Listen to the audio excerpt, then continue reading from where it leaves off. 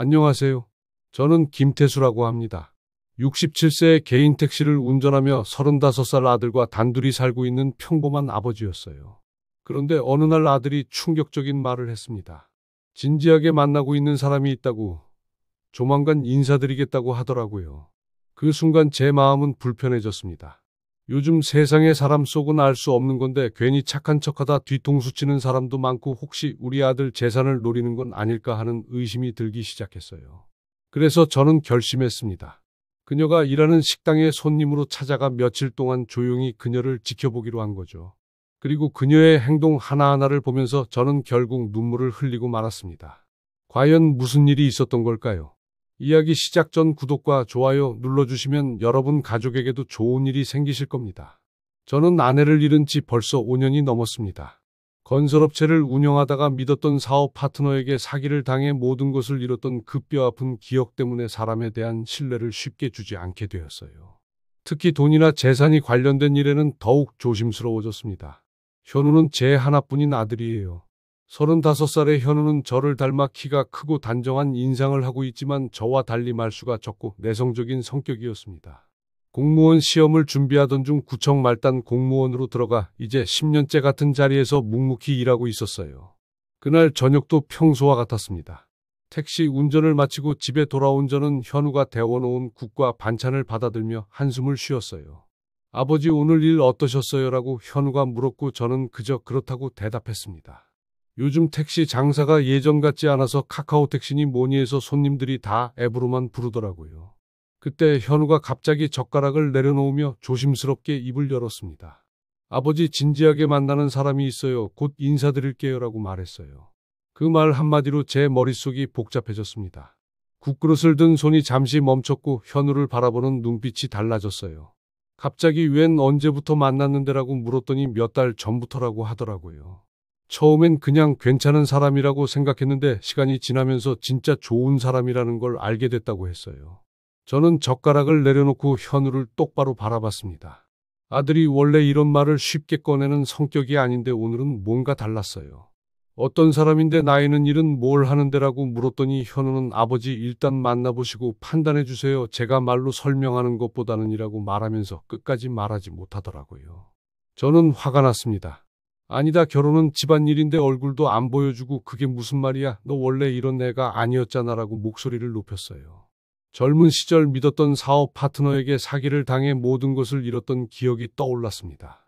그때부터 사람에 대한 신뢰를 쉽게 주지 않게 되었고 특히 돈이나 재산이 관련된 일에는 더욱 조심스러워졌어요.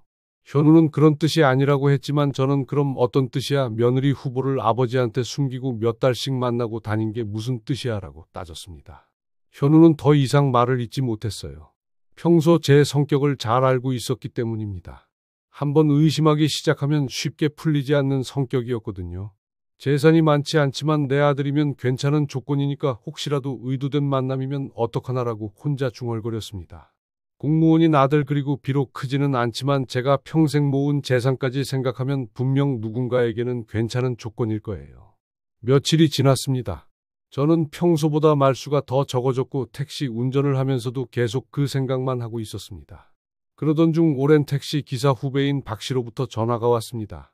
형님 혹시 형님 아들이 만나는 여자의 이야기 들으셨어요? 라고 하더라고요. 뭔 소리야라고 했더니 제가 우연히 들었는데 그 여자애가 저희 동네 작은 백반집에서 아르바이트를 하고 있다던데요 라고 하는 거예요. 제 가슴이 뛰기 시작했습니다. 어디냐고 물었더니 백반집이라고 하더라고요.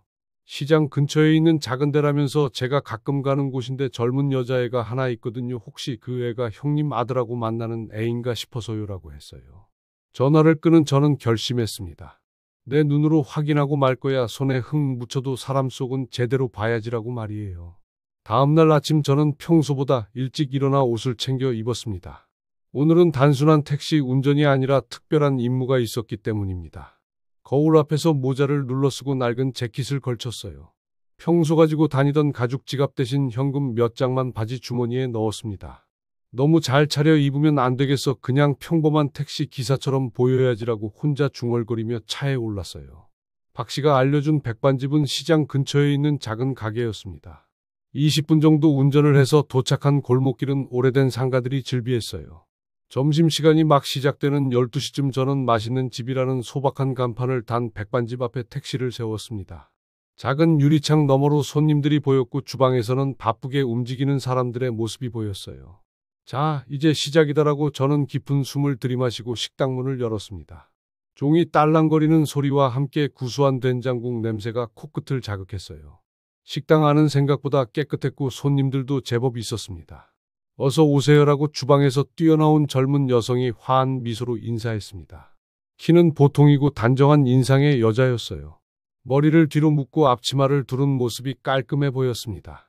백반 하나 주세요. 된장국은 안 짜조라고 저는 일부러 목소리를 낮추고 투박한 톤으로 말했습니다. 평소 아들 앞에서 쓰던 말투와는 전혀 다른 모습이었어요. 네, 싱겁게 해드릴게요. 물 먼저 드릴게요. 더우시죠라고 수빈이 밝은 표정으로 찬물을 따라 주었습니다. 저는 묵묵히 고개만 끄덕이며 수빈을 관찰하기 시작했어요. 수빈은 손님들 사이를 바쁘게 오가며 주문을 받고 음식을 나르고 있었습니다. 말투는 부드럽고 정중했지만 손은 쉴 새 없이 움직이고 있었어요. 주방 아주머니와 대화할 때도 존댓말을 잊지 않았고 손님들에게는 항상 미소를 지었습니다. 백반 나왔습니다라고 제 앞에 놓인 백반은 생각보다 푸짐했습니다. 된장국, 김치, 시금치나물, 콩나물, 멸치볶음까지 6가지 반찬이 정갈하게 놓여 있었어요. 맛있게 드세요라고 수빈이 다시 한번 미소를 지으며 말했습니다. 저는 고개만 끄덕이고 밥을 먹기 시작했어요. 하지만 눈은 계속 수빈을 따라다니고 있었습니다. 식사 중간에 한쪽 테이블에서 반찬을 쏟는 일이 생겼어요. 중년 남성이 시금치나물을 바닥에 떨어뜨린 것입니다. 저는 지켜봤어요. 괜찮으세요라고 수빈은 즉시 행주와 걸레를 들고 다가갔습니다. 무릎을 꿇고 조심스럽게 바닥을 닦는 모습에서 눈짓 하나로 다정한 성격이 전해졌어요. 죄송합니다. 제가 새로 가져다 드릴게요라고 했더니 그 손님이 아니야. 괜찮아. 내가 조심하지 못해서 그런 거야라고 했는데도 수빈은 아니에요. 금방 갖다 드릴게요라고 미소를 잃지 않으며 새 반찬을 가져다 주었어요. 그 과정에서 다른 손님들의 물컵도 확인하고 부족한 반찬은 없는지 살폈습니다. 저는 밥을 다 먹고 계산을 하면서도 수빈을 관찰했어요.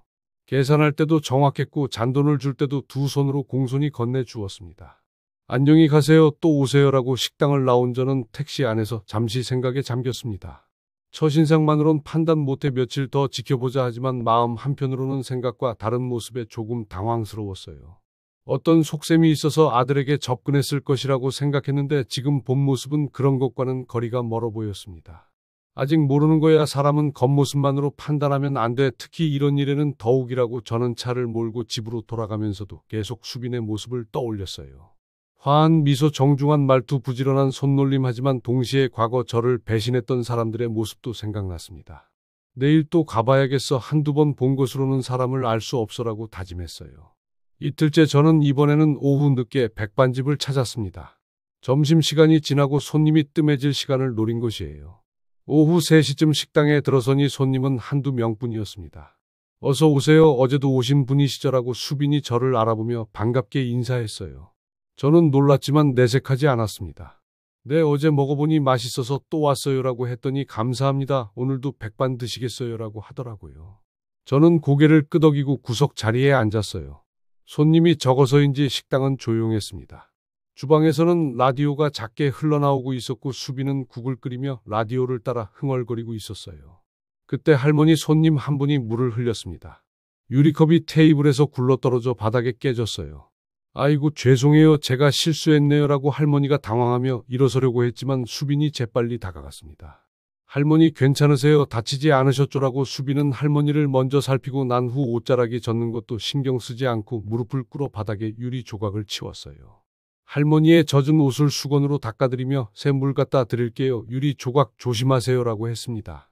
미안해 아가야, 내가 손이 떨려서라고 할머니가 말하자 아니에요. 이런 일은 자주 있어요. 걱정하지 마세요라고 했어요. 저는 그 모습을 보며 감탄했습니다.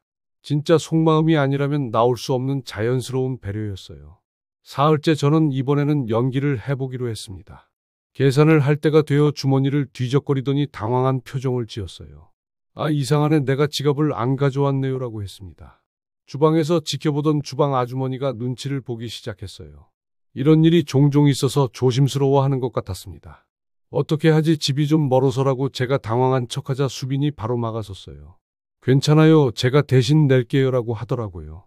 아니야, 그럴 수는 없지. 내가 어떻게라고 했더니 알바비 받은 날이니까 괜찮아요. 다음에 오실 때 주시면 되니까요라고 하면서 자신의 지갑에서 돈을 꺼내 계산대에 놓았어요. 저는 그 모습을 보며 가슴이 뜨거워졌습니다. 정말 고마워요. 내일 꼭 갚을게요라고 했더니 천천히 하세요. 급한 거 아니에요라고 하더라고요. 나흘째 제가 식당에 들어서니 주방이 소란스러웠습니다. 주방 아주머니가 허리를 움켜쥐고 일어서지 못하고 있었어요. 이모 어떻게 하세요? 병원에 가셔야 할 것 같은데라고 수빈이 말했더니 아이고 이 바쁜 시간에 설거지가 산더미인데라고 아주머니가 말했어요. 이모 오늘은 제가 다 할게요. 병원부터 가세요라고 했어요. 그럼 너만 혼자 어떻게 해? 손님들도 많고라고 아주머니가 걱정하자 괜찮아요. 제가 예전에 주방일도 해봤거든요. 오늘은 제가 설거지하고 음식도 준비할게요라고 하면서 고무 장갑을 끼며 주방으로 들어갔어요. 저는 그 모습을 보며 놀랐습니다. 아르바이트생이 이렇게까지 할 이유가 있을까 싶었어요.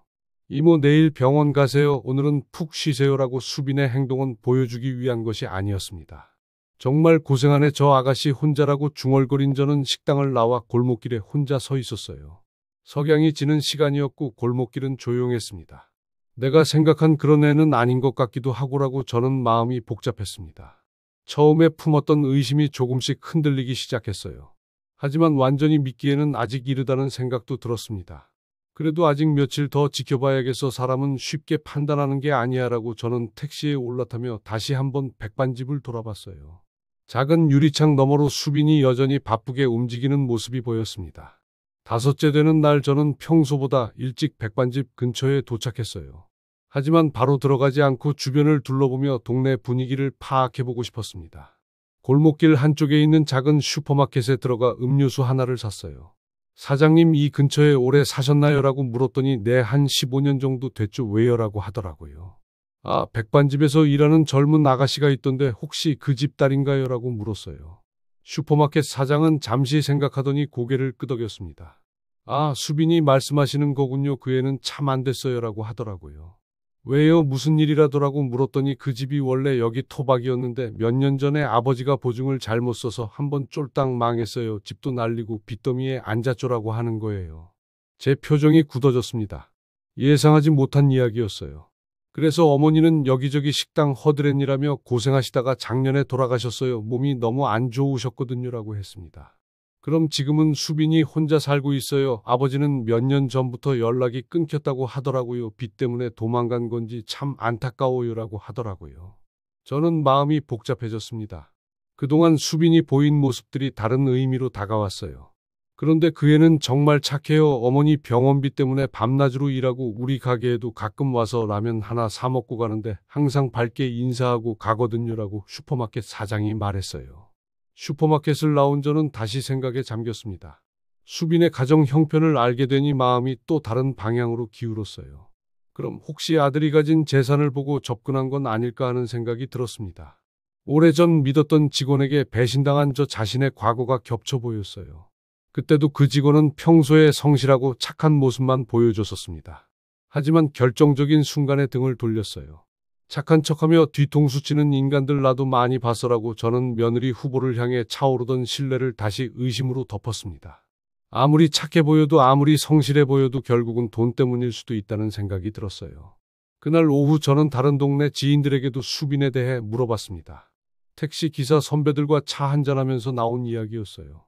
그 집 딸, 아 그래 예전에 그 집 아버지 때문에 동네가 시끄러웠지 보증 잘못 써서 집까지 날렸다고 하더라고라는 말을 들었어요. 그런 집 딸이라면 결혼 상대로는 좀 그렇지 않나. 글쎄 요즘 세상에 집안 배경이 중요하긴 하지 특히 빚이 있는 집이라면이라는 말들을 들으면 들을수록 제 의심은 깊어졌습니다. 수빈이 현우에게 접근한 것이 정말 순수한 만남일까 하는 의구심이 들었어요. 공무원이고 아버지도 택시는 하지만 그래도 재산이 좀 있으니까 그런 걸 보고 접근했을 수도 있어라고 저는 혼자 중얼거리며 백반집 앞을 지나쳤습니다. 오늘은 들어가지 않기로 했어요. 마음을 정리할 시간이 필요했습니다. 집에 돌아온 저는 현우가 퇴근하기를 기다렸어요. 현우가 문을 열고 들어오자 저는 거실로 불렀습니다. 현우야 잠깐 이야기 좀 하자라고 했어요. 네 아버지 무슨 일이세요라고 현우가 물었습니다. 그 여자 집안 상황은 어떤가라고 물었더니 현우의 표정이 조금 어두워졌어요. 아버지 왜 갑자기라고 하더라고요. 대답이나 해라. 집안이 어떻게 되는 집이냐고라고 다시 물었더니 가정 형편이 좀 어려워요. 하지만 그런 것 때문에 만나는 게 아니라고 했어요. 역시 그렇군. 현우야, 너 혹시 그 애가 너한테 돈 이야기한 적 없나라고 물었더니 아버지 그럼 말씀하시면 안 돼요. 수빈이는 그런 애가 아니에요라고 현우가 대답했어요. 저는 아들의 순진한 모습에 답답함을 느꼈습니다. 남자들은 다 그렇게 생각하는 거야. 하지만 세상은 내가 생각하는 것만큼 단순하지 않아라고 말했어요. 아버지 그래도라고 현우가 말하려 하자 마지막으로 한 번 더 지켜보자. 이번엔 정체를 밝히고 직접 만나볼 거야 라고 말했습니다. 현우는 더 이상 말하지 못했어요. 제 완고한 성격을 잘 알고 있었기 때문입니다. 저는 그날 밤 잠을 이루지 못했습니다. 지난 며칠간 본 수빈의 모습과 오늘 들은 이야기들이 머릿속에서 맴돌았어요. 진짜 착한 애일 수도 있고 아니면 정말 계산적인 애일 수도 있고라고 저는 천장을 바라보며 한숨을 쉬었습니다. 사람을 판단하는 일이 이렇게 어려운 줄은 몰랐어요. 내일은 정체를 밝히고 직접 물어봐야겠어. 그래야 확실히 알 수 있을 거야 라고 다짐했습니다. 다음날 저는 오랜 고민 끝에 결심을 굳혔어요. 더 이상 숨어서 지켜볼 수는 없었습니다. 직접 만나서 이야기를 해봐야 진실을 알 수 있을 것 같았어요. 오후 2시쯤 손님이 거의 없는 시간을 노려 백반집에 들어갔습니다. 수빈은 테이블을 닦고 있었고 주방 아주머니는 뒷정리를 하고 있었어요. 어서 오세요. 오늘도 백반 드시겠어요? 라고 수빈이 평소와 같이 밝게 인사했습니다. 하지만 제 표정은 평소와 달랐어요. 아니요, 오늘은 잠깐 이야기 좀 하고 싶어서 왔어요. 라고 말했습니다. 수빈은 제 진지한 표정을 보고 조금 당황했어요. 이야기요라고 물었더니 네, 혹시 잠깐 저쪽 벤치에서 이야기 좀 해도 될까요? 라고 저는 식당 한쪽 구석에 있는 작은 벤치를 가리켰습니다. 수빈은 주방 아주머니를 돌아보더니 조심스럽게 고개를 끄덕였어요. 잠깐만요, 이모, 제가 잠깐 나갔다 올게요 라고 했더니 그래, 다녀와라고 아주머니가 대답했어요. 두 사람은 식당 벤치에 마주 앉았습니다. 오후에 따스한 햇살이 골목길에 내려앉아 있었지만 분위기는 무거웠어요. 저는 깊은 숨을 내쉬며 입을 열었습니다. 나는 김현우 아버지입니다라고 말했어요. 수빈의 눈이 커졌습니다. 손이 무릎 위에서 떨리기 시작했어요. 현우 오빠 아버지세요라고 물었습니다. 네, 그동안 계속 지켜봤어요. 택시 기사처럼 행동했지만 다 당신을 보기 위해서였습니다라고 대답했어요. 수빈의 표정이 굳어졌습니다. 당황스러움과 함께 어떤 말을 해야 할지 모르겠다는 표정이었어요. 아저씨가 정말 현우 오빠 아버지세요라고 다시 물었습니다. 그렇습니다. 며칠 전에 현우가 만나는 사람이 있다고 했을 때부터 내가 많이 의심했소라고 말했어요. 제 목소리에는 미안함이 섞여 있었습니다. 하지만 동시에 여전히 경계하는 마음도 있었어요. 괜한 걱정일 수도 있지만 세상이 험해서 말이요. 특히 우리 현우는 순진한 편이라 혹시라도 나쁜 의도로 접근하는 건 아닌가 싶어서요라고 설명했습니다. 수빈은 고개를 숙이고 한참을 말하지 못했어요. 눈가에 눈물이 맺히기 시작했습니다. 제가 뭐라고 말씀드려야 할지 모르겠어요라고 수빈이 떨리는 목소리로 말했어요. 솔직하게 말해주시면 됩니다. 현우를 어떻게 만났는지, 왜 만나게 됐는지라고 저는 말했습니다. 수빈은 눈물을 닦으며 떨리는 목소리로 말하기 시작했어요. 현우 오빠는 제가 어려울 때 도움을 주신 분이에요. 몇 달 전에 어머니 기일에 혼자 성묘를 갔는데 갑자기 비가 와서 우산이 없어서 곤란했거든요라고 했습니다. 저는 조용히 듣고 있었어요. 그때 현우 오빠가 우산을 빌려주셨어요. 그리고 집까지 데려다 주셨고 처음엔 그냥 친절한 분이구나 했는데 나중에 우산을 돌려드리면서 자주 만나게 됐어요라고 계속 설명했습니다.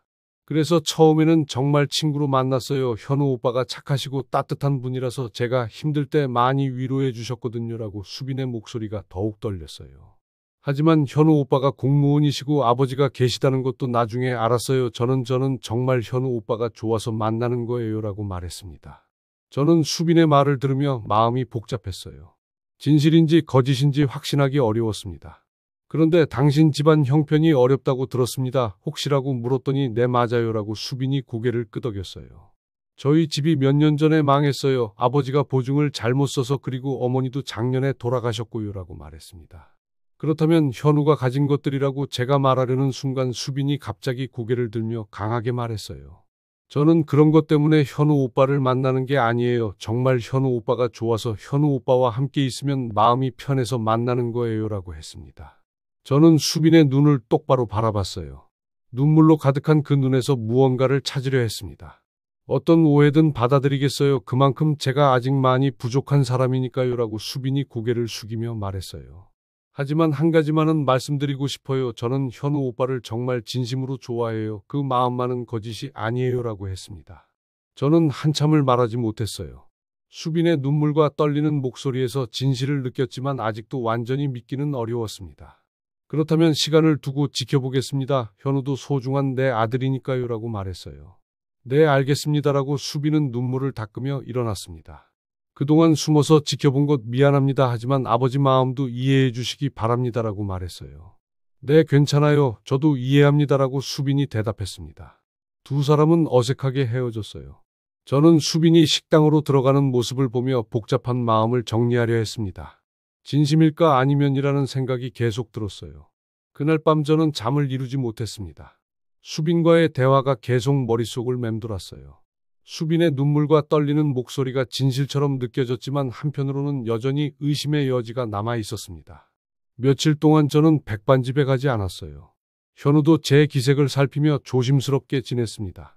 집안 분위기가 무거워졌고 아버지와 아들 사이에는 미묘한 긴장감이 흘렸어요. 일주일이 지난 어느 날 제가 택시 운전을 마치고 돌아오는 길에 백반집 주방 아주머니를 우연히 만났습니다. 아주머니는 저를 알아보고 먼저 말을 걸었어요. 아저씨 요즘 안 보이시더라고요. 수빈이가 많이 걱정하고 있어요라고 했습니다. 아, 네, 요즘 좀 바빠서요라고 저는 어색하게 대답했어요. 아저씨 잠깐 이야기 좀 할까요? 수빈이에 대해서 말이에요라고 주방 아주머니의 진지한 표정에 저는 고개를 끄덕였습니다. 근처 커피숍에서 마주 앉은 아주머니는 조심스럽게 입을 열었어요. 아저씨가 수빈이 아버지시라는 거 알아요. 수빈이가 말하더라고요라고 했습니다. 아, 그렇습니까라고 답했더니 그런데 그 애가 정말 착한 애예요. 아저씨가 생각하시는 것보다 훨씬요라고 아주머니는 차잔을 들며 말을 이었어요. 저번에 우리 손자 등록금 없다고 했을 때 말이에요. 제가 한숨을 쉬면서 걱정하고 있었거든요라고 했습니다. 저는 조용히 들었어요. 그때 수빈이가 말없이 봉투를 내놓더라고요. 자기 이름도 말하지 않고 그냥 이거라도 보태세요라고 하면서요라고 아주머니가 말했습니다. 얼마나라고 물었더니 50만 원이었어요. 그 애한테는 큰 돈인데 아르바이트비 받은 걸 거의 다 준 거였어요라고 하더라고요. 제 마음이 움직이기 시작했습니다. 그리고 또 있어요. 지난달에 동네 할머니가 쓰러지셨을 때도 수빈이가 병원까지 모시고 가서 밤새 간병했어요. 아무도 모르게요라고 아주머니가 계속 말했어요. 그런 일이라고 저는 말끝을 흐렸습니다. 그 애는 남이 보든 안 보든 똑같아요. 진짜 마음이 착한 애라고요. 그런 애가 어떻게 나쁜 마음을 품을 수 있겠어요라고 아주머니는 가방에서 작은 수건을 꺼내 저에게 건넸어요. 이거 아저씨가 지갑 안 가져왔다고 했을 때 수빈이가 밥값 대신 낸 거예요. 그날 이거 빨아서 맡기고 갔어요. 아저씨한테 꼭 전해달라고 하면서요라고 했습니다. 저는 그 수건을 받아들고 한참을 바라봤어요. 작고 낡은 수건이었지만 정성스럽게 빨아서 다려진 것이 느껴졌습니다. 그 애가 이걸라고 물었더니 네, 그리고 하는 말이 그 아저씨가 좋은 분 같아요. 택시 운전하시느라 고생 많으실 텐데라고 하더라고요라고 아주머니가 말했어요. 아주머니의 말을 들으며 제 눈가가 촉촉해졌습니다. 아저씨 그 애 정말 좋은 애예요. 현우 씨랑 만나는 것도 정말 좋아해요. 현우 씨 이야기만 나오면 얼굴이 확 밝아져요라고 아주머니가 말했습니다. 커피숍을 나온 저는 수건을 손에 꼭 쥐고 골목길을 걸었어요. 햇살이 부서지는 오후였습니다. 바람이 살살 불어와 마음을 시원하게 해주었어요. 그 아이 진짜였구나라고 저는 하늘을 바라보며 작게 웃었습니다. 오랜만에 마음이 따뜻해지는 기분이었어요. 내가 처음으로 진심을 잘못 봤구나라고 그동안 품었던 의심들이 부끄럽게 느껴졌습니다. 수빈의 착한 마음을 의심했던 제 자신이 작아 보였어요. 저는 수건을 가슴에 넣고 백반집 쪽으로 걸음을 옮겼습니다. 오랜만에 수빈을 보고 싶었어요. 하지만 이번에는 의심하는 눈이 아니라 며느리를 보는 마음으로 보고 싶었습니다. 백반집 앞에 도착한 저는 유리창 너머로 수빈이 열심히 일하는 모습을 봤어요. 평소와 같이 부지런하고 정성스럽게 손님들을 대하고 있었습니다. 정말 좋은 아이구나. 현우 녀석이 복이 있어서 이런 아이를 만났다라고 저는 더 이상 망설이지 않았습니다. 마음을 정했어요. 수빈을 우리 가족으로 받아들이기로 했습니다. 그날 저녁 집에 돌아온 저는 현우를 기다렸어요. 수건을 테이블 위에 놓고 현우가 오기를 기다렸습니다. 이제 현우한테 말해줘야겠어. 그 아이가 정말 좋은 아이라는 거리라고 저는 수건을 만지작거리며 미소를 지었어요. 오랜만에 마음이 편안했습니다. 우리 며느리가 될 아이구나라고 현우가 문을 열고 들어온 것은 저녁 7시쯤이었어요. 평소보다 조금 늦은 시간이었습니다. 저는 거실 소파에 앉아 현우를 기다리고 있었고 테이블 위에는 수빈이 빨아준 수건이 가지런히 놓여 있었어요. 아버지 오늘 일찍 들어오셨네요라고 현우는 평소와 달리 조심스럽게 인사했습니다. 지난 며칠간 제 기색이 좋지 않았기 때문에 눈치를 보고 있었어요. 현우야 잠깐 이리 와서 앉아라라고 제 목소리는 평소보다 부드러웠습니다. 현우는 제 달라진 분위기를 느끼며 조심스럽게 소파에 앉았어요. 아버지 무슨 일이세요라고 물었습니다. 현우야 너 그 아이 꼭 잡아라라고 제가 말했어요. 현우는 갑작스러운 제 말에 당황했습니다. 며칠 전까지만 해도 수빈에 대해 의심의 눈초리를 보내던 제가 갑자기 이런 말을 하니 이해할 수 없었어요. 아버지 왜 그렇게 갑자기 무슨 일이 있으셨나요? 라고 현우가 물었습니다. 저는 테이블 위에 수건을 집어 현우의 손에 쥐어주었어요. 내가 틀렸더라라고 말했습니다. 현우는 수건을 받아들며 의아한 표정을 지었어요. 이게 뭐예요? 라고 물었더니 수빈이가 내 밥값 대신 내준 거야. 그리고 빨아서 전해달라고 했다더라라고 저는 지난 며칠간 있었던 일들을 현우에게 차근차근 설명하기 시작했어요. 백반집에 택시 기사로 변장해서 간 일, 수빈을 며칠간 지켜본 일, 그리고 오늘 주방 아주머니로부터 들은 이야기까지 모든 것을 솔직하게 털어놓았습니다. 아버지가 그런 일이라고 현우는 놀라면서도 한편으로는 제 마음을 이해할 수 있었어요. 미안하다 현우야 아버지가 너무 의심이 많았어. 그런데 그 아이 정말 마음이 착한 아이더라라고 제 목소리에는 진심 어린 후회가 담겨 있었습니다. 사람은 눈으로만 보는 게 아니더라 마음으로 봐야 하는 거였어라고 현우는 수건을 바라보며 조용히 웃었어요. 수빈다운 일이었습니다. 다른 사람을 위해 자신의 것을 기꺼이 내어주는 수빈의 성격을 잘 알고 있었어요. 그 아이 우리 집에 와주면 큰 복이다라고 저가 진심으로 말했습니다. 오랜만에 제 다운 따뜻한 목소리였어요. 아버지라고 현우가 말했더니 현우야 아버지가 젊을 때 사기당한 일 때문에 사람을 너무 의심하게 됐나 보다. 그런데 그 아이는 달라 정말 순수하고 착한 아이야라고 말했어요. 현우는 제 변화된 모습에 감동했습니다. 완고하고 의심만 많던 제가 이렇게 마음을 열고 인정하는 것이 쉬운 일이 아니라는 것을 알고 있었어요. 사실 아버지가 그렇게 말해주시길 기다렸어요라고 현우가 조용히 말했습니다. 수빈이는 정말 좋은 사람이에요. 제가 힘들 때마다 옆에서 위로해주고 항상 밝게 웃어주고 그런 사람을 만나기가 쉽지 않잖아요라고 했어요. 그래 아버지도 이제 알겠다. 그 아이가 얼마나 좋은 아이인지라고 저는 현우의 어깨에 손을 올렸습니다. 현우야 그런데 그 아이가 혼자 살고 있다면서 가족도 없고라고 물었더니 내 어머니 돌아가신 후로 혼자 지내고 있어요. 힘들어 보일 때가 많아요라고 현우가 대답했어요. 그럼 우리가 가족이 되어줘야지 외롭게 두면 안 되겠어라고 제 말에 현우는 고개를 끄덕였습니다. 아버지 그럼 언제 정식으로 인사시켜 드릴까요라고 현우가 물었더니 이번 주말이 어떨까 집에 초대해서 같이 식사하자. 아버지가 직접 요리해 볼게라고 말했어요. 아버지가 요리를요라고 현우가 놀라자 그래 오랜만에 해볼 거야. 며느리 될 아이를 위해서라면 못할 것도 없지라고 답했습니다. 현우는 제 모습에 웃음이 났어요. 그동안 요리는 전혀 하지 않던 제가 수빈을 위해 직접 요리를 하겠다고 하니 기분이 좋았습니다. 아버지 정말 고마워요. 수빈이가 얼마나 좋아할지 몰라요라고 현우가 말했더니 고맙긴 내가 고마워해야지 좋은 며느리 데려다 주는 게라고 저는 수건을 다시 한번 만지작거렸어요. 이 수건 액자에 넣어서 걸어둘까라고 말했더니 아버지 그건 좀이라고 현우가 웃으며 말렸지만 저는 진지했어요. 이게 우리 가족이 된 기념품이잖아. 나중에 손자들한테도 이야기해 줄 거야. 할아버지가 얼마나 바보였는지 말이야라고 했습니다. 부자는 오랜만에 진심으로 웃으며 대화를 나눴어요. 그동안 집안을 덮고 있던 무거운 분위기가 말끔히 사라졌습니다. 현우야 내일 수빈이한테 연락해라. 이번 주말에 우리 집에 오라고라고 말했더니 내 아버지 수빈이가 정말 좋아할 거예요라고 현우가 대답했어요. 그리고 말이야라고 저가 조금 망설이더니 말했습니다. 결혼 준비하는데 돈이 필요하면 아버지가 도와줄게. 그 아이가 외로웠을 텐데 이제부터는 우리가 든든한 가족이 되어주자라고. 그로부터 6개월이 지났습니다. 현우와 수빈의 결혼식은 가을에 조촐하게 치러졌어요. 저는 그날 누구보다 기뻐했고 수빈을 진짜 딸처럼 아꼈습니다. 결혼 준비 과정에서 저는 수빈의 진심을 더욱 깊이 알게 되었어요. 수빈은 결혼 준비를 하면서도 백반집을 그만두지 않았습니다.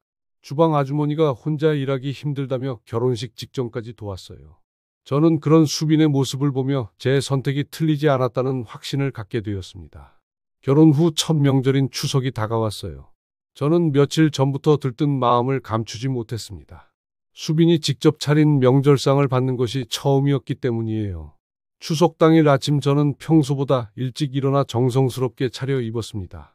새로 산 한복까지 꺼내 입고는 거울 앞에서 매만졌어요. 오늘은 정말 특별한 날이야라고 저는 혼자 중얼거리며 미소를 지었습니다. 거실에서는 이미 수빈이 분주하게 움직이고 있었어요. 새벽부터 일어나 음식을 준비한 듯 했습니다. 현우는 수빈을 도우며 상을 차리고 있었어요. 아버지 주무셨어요라고 수빈이 한복을 곱게 차려입고 인사했습니다. 결혼 후 더욱 밝아진 얼굴이었어요. 어서 와라 우리 며느리 새벽부터 고생했구나라고 저는 수빈을 보며 흐뭇해했습니다. 아니에요 아버지께서 좋아하실 것 같아서 정성껏 준비했어요라고 수빈이 대답했어요. 식탁에는 수빈이 직접 만든 음식들이 가득했습니다. 전 나물, 탕국, 갈비찜까지 정성이 가득 담긴 음식들이었어요. 저는 식탁을 보며 감탄했습니다. 이게 다 내가 만든 거야 라고 물었더니 내 백반집에서 일하면서 배운 것들이 도움이 됐어요. 아버지 입맛에 맞을지 모르겠어요 라고 수빈이 대답했어요. 아이고 이렇게 정성스럽게 정말 고맙다라고 제 목소리에는 진심 어린 감사가 담겨 있었습니다. 조상들께 차례를 지낸 후 가족들은 둘러앉아 식사를 시작했어요. 저는 수빈이 만든 음식을 하나하나 맛보며 연신 감탄했습니다.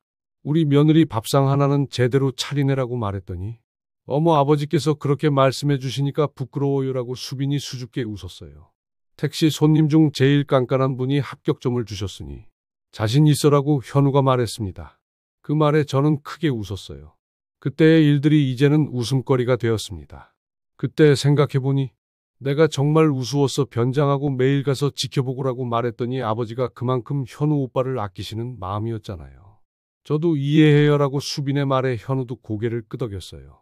그때 수빈이가 얼마나 당황했는지 몰라요. 갑자기 현우 오빠 아버지라고 하시니까라고 현우가 말했습니다. 미안해 우리 며느리 그때는 아버지가 너무 걱정이 많았어라고 저는 말했어요.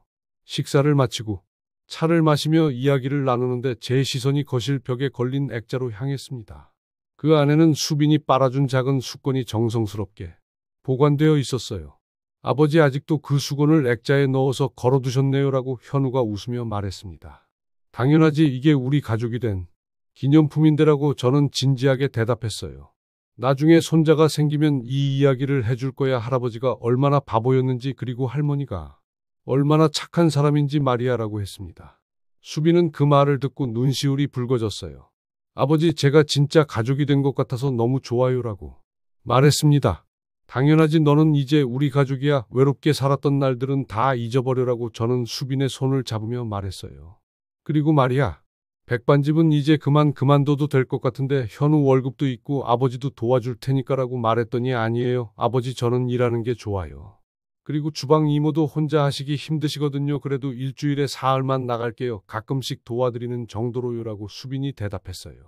저는 수빈의 성실함에 다시 한번 감탄했습니다.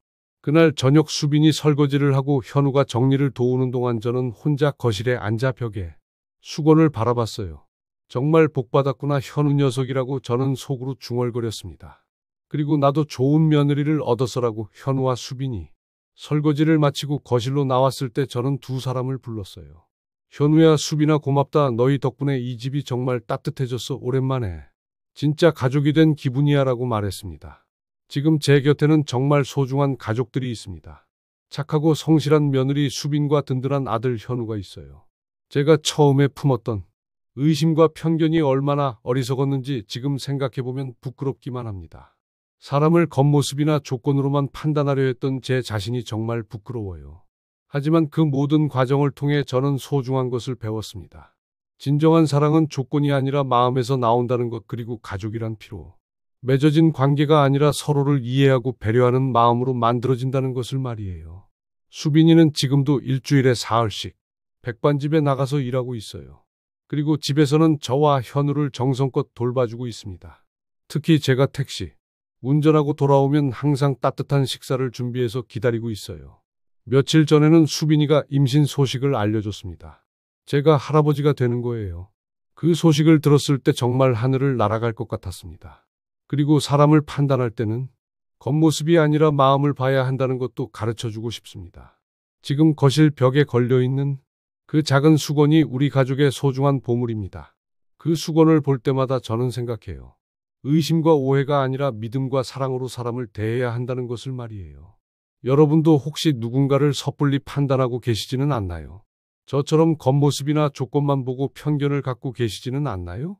제 이야기가 여러분께 작은 깨달음이 되었으면 좋겠습니다.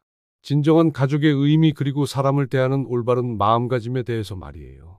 오늘도 긴 이야기 끝까지 들어주셔서 정말 감사합니다. 여러분의 구독과 좋아요가 저에게 큰 힘이 됩니다. 여러분 모든 가족이 이해와 사랑으로 하나가 되시길 바라며 오늘도 행복한 하루 보내세요.